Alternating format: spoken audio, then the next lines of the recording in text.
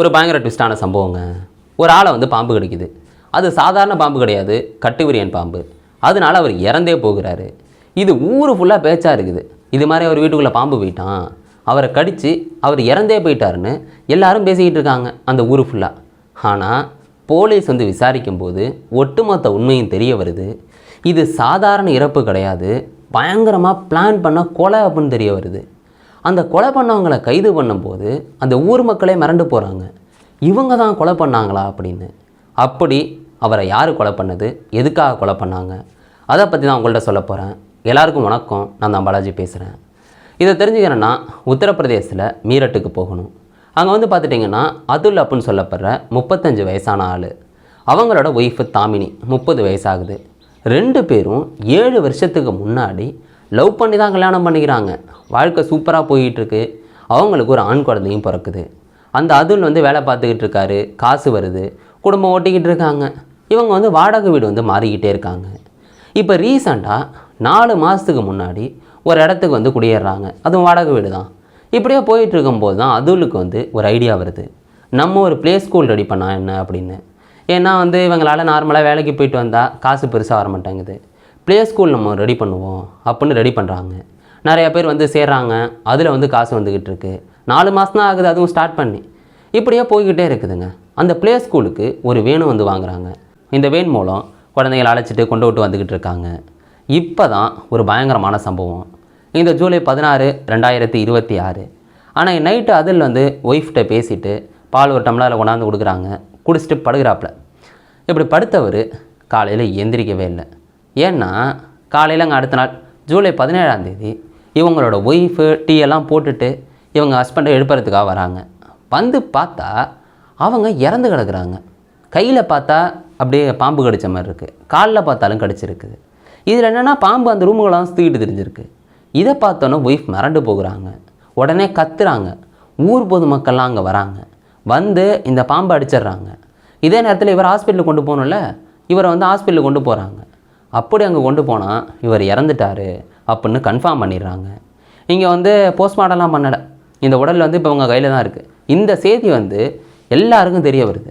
இதை பற்றி ஊர் பொதுமக்கள் பேசிக்கிட்டு இருக்காங்க. இந்த அதுலுக்கு அப்பா அம்மா இருப்பாங்கள்ல, அவங்க வராங்க. அவங்க வந்து பார்த்துட்டு அந்த அப்பா சொல்லிடுறாரு, அதுலோட அப்பா, போஸ்ட்மார்ட்டம் பண்ணியே ஆகணும், அப்போ தான் என்ன நடந்ததுன்னு தெரிஞ்சுக்கலாம் அப்படின்னு சொல்லிடுறாரு.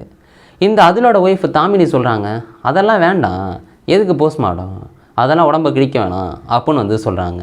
ஆனால் அதுலோட அப்பா தெளிவாக இருக்கார், போஸ்ட்மார்ட்டம் பண்ணி ஆகணும்னு. அதனால் போலீஸ் வந்து போஸ்ட்மார்ட்டம் பண்ண சொல்கிறாங்க. போஸ்ட்மார்ட்டம் நடந்துக்கிட்டு இருக்கு. இதே நேரத்தில் இதை விசாரிப்போம் அப்படின்னு போலீஸ் வந்து விசாரிக்கிறாங்க. அந்த விசாரணையில் தான் பல திடுக்கிற தகவல்கள் தெரிய போகுது. இவங்க முதல்ல அந்த இறந்து போனாப்பிள்ளையில் வீடு, அங்கே போய் சோதனை பண்ணுறாங்க. அங்கே எதுவும் சந்தேகப்படுற மாதிரி தெரில, பாம்பு தான் வந்து அடித்து போட்டிருக்காங்க ஊர் பொதுமக்கள். இப்போ போலீஸ் வந்து செல்ஃபோனை வந்து செக் பண்ணுறாங்க.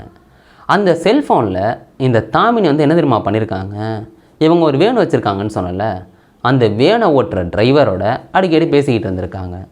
இவங்க ப்ளே ஸ்கூல் வச்சுருக்காங்க, அதனால் பேசுகிறது நார்மல் அப்படின்னு நினைக்கலாம். ஆனால் அடிக்கடி வந்து பேசியிருந்திருக்காங்க. இதனால் போலீஸுக்கு சந்தேகம் வருது.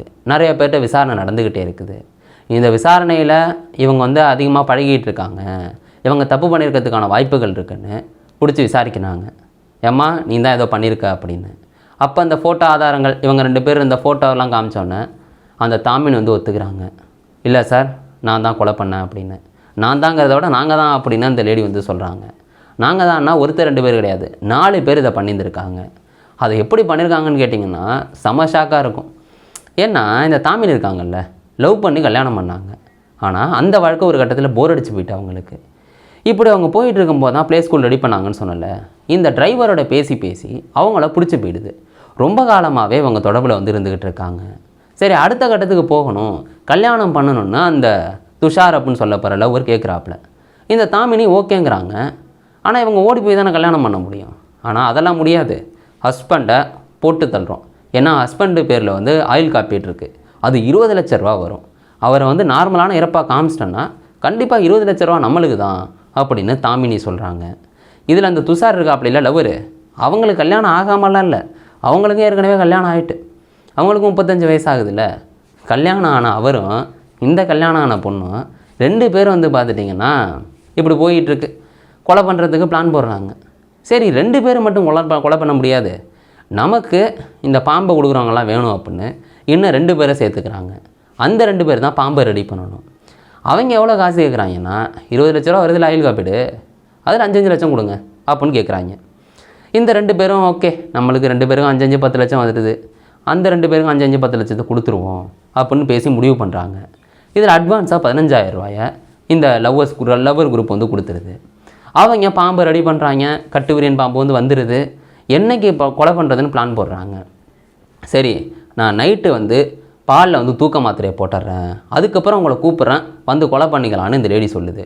பிளான் போட்ட மாதிரியே ஜூலை 16ஆம் தேதி அந்த பாலில் தூக்க மாத்திரையை போட்டு ஹஸ்பண்டுக்கு கொடுக்குது. எப்படி? லவ் பண்ண ஹஸ்பண்டுக்கு. அப்படி கொடுத்ததை அவரும் வந்து ஆசையாக குடிச்சிட்டு படுத்துங்கிறாரு. அவருக்கு தெரியாது நாம் நம்ம எந்திரிக்கவே மாட்டோன்னு. அவர் தூங்கிட்டு இருக்காரா நல்லா. இந்த நேரத்தில் தான் இந்த 3 பேரையும் கூப்பிட்டு அந்த பெட்லேயே கொண்ட இந்த கட்டுவிரியன் பாம்பை போடுறாங்க. அது கையிலையும் கால்லையும் கடிக்குது.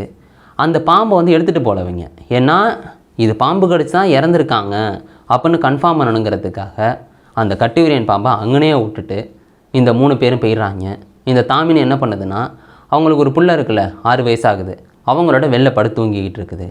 இப்படியே வந்து ட்ராமா வந்து எக்ஸிக்யூட் பண்ண போகிறாங்க. அடுத்த காலையில் எந்திரிச்சு டீ எல்லாம் போட்டு கரெக்டாக பிளான் போட்ட மாதிரியே அந்த ரூமுக்குள்ளே போய் கத்த ஆரம்பிக்குது. ஊர் பொதுமக்கள் வந்து பாம்பு அடித்து உடலை வந்து ஹாஸ்பிட்டலுக்கு கொண்டு போய் கன்ஃபார்ம் பண்ணிக்கிறாங்க.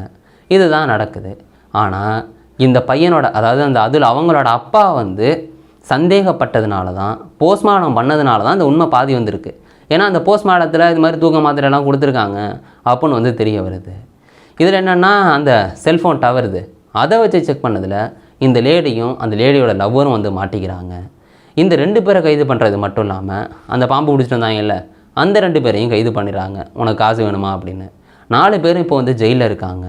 இந்த ஒட்டுமொத்த உண்மையும் அந்த ஊர் ஃபுல்லாக வந்து உழுக்குது.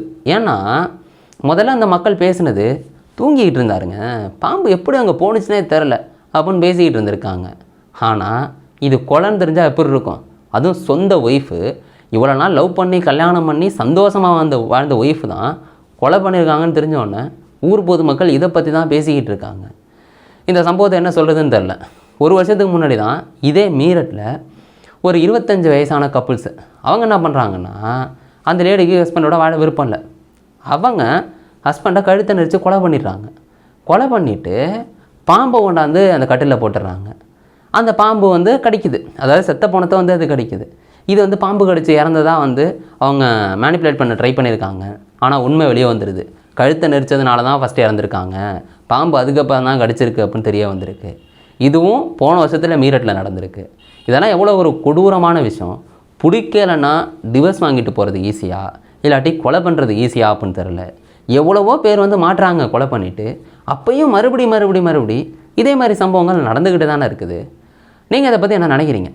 உங்களுக்கு என்ன தோணுதோ அதை கீழே கமெண்ட் பண்ணுங்க. நாளைக்கு இந்த வீடியோவில் நான் உங்களை சந்திக்கிறேன். Bye guys.